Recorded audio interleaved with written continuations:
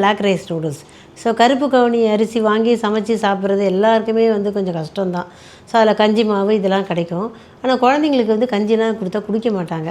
அப்போ காலையில் அவங்களுக்கு என்ன டிஃபனை கொடுக்குறது, இல்லை லஞ்ச் பாக்ஸில் என்ன பேக் பண்ணுறதுன்னு கண்டிப்பாக யோசிப்பீங்க. ஸோ அதெல்லாம் சால்வ் பண்ணுற விதமாக தான் நாங்கள் இது மாதிரி நூடுல்ஸ் பாஸ்தாலாம் வச்சுருக்கோம். ஸோ இது வந்து கருப்பு கவுனியில் செஞ்சுருக்க நூடுல்ஸ். இது பார்த்திங்கன்னா திணை நூடுல்ஸ்.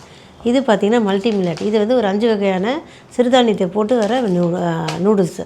ஸோ இது நூடுல்ஸில் வந்து மைதா கிடையாது, எம்எஸ்ஜி கிடையாது, நோ ஆர்டிஃபிஷியல் கலர்ஸ், நோ மைதா. ஸோ க்ளூட்டன் ஃப்ரீ இது உங்களுக்கு எல்லாமே.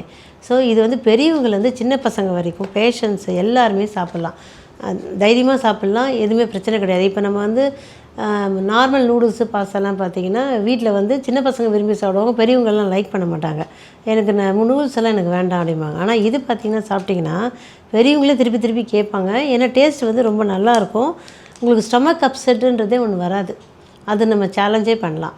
ஸோ இதில் வந்து என்னென்னா இந்த மாதிரி இது எடுத்து விற்கிறதுக்கு வந்து இந்த மாற்றுத்திறனாளி பெண்கள் வந்து உங்களுக்கு ஒரு தொழில் வேணும், ஏற்கனவே ஒரு தொழில் செய்கிறீங்க, அதில் எக்ஸ்ட்ராவாக வருமானம் வேணும்னு நினைக்கிறீங்க, இல்லை பிரதானமாக நான் வந்து ஒரு தொழில் சொன்னேன் என்ன பண்ணுறதுன்னு தெரியல அப்படின்னா எங்களை அணுகுங்க. அவங்களுக்கு இந்த மாதிரி ப்ராடக்ட்ஸ் எல்லாம் கொடுக்குறேன். அவங்க வந்து அதை விற்று கண்டிப்பாக வந்து வருமானம் ஈட்டலாம்.